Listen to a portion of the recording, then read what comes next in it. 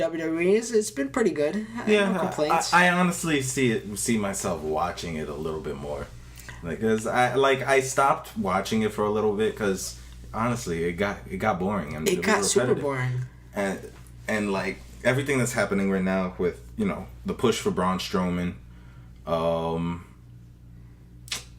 To be honest, we talked about this last podcast, but Kevin Owens.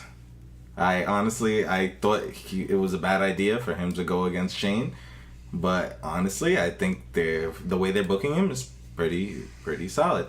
And we will get to that. And that was actually literally you could read it on my thing. It was one of the first things I wrote, and it's that as of late they've been doing this thing, Raw and SmackDown, where they've been in advance announcing what's going to happen next, and it's almost like they're looking more long term booking. Not even long-term, short-term booking. And they're like, okay, well, we know that for SmackDown, for example, we know that Hell in a Cell is not going to be for 6-7 weeks. So let's do this. Let's do this. Let's say next week we're going to have Orton versus Shinsuke, which could obviously be a pay-per-view match.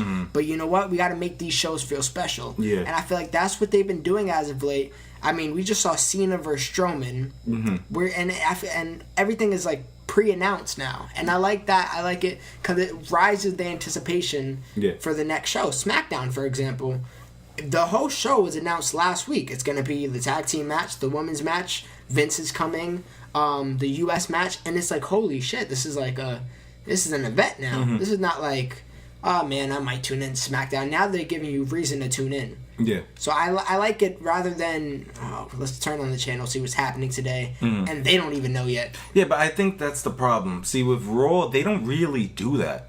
They've been starting. I found out about the Strowman and Cena match the night of, the day, maybe like a couple of hours before the show started. With SmackDown, they have their card out before the end of their show. I feel like it's at least one match a week that SmackDown has pre-advanced. For next week, I think they caught Baron Corbin and AJ Styles. That's next week. They announced it. Probably going to be the main event too. Yeah.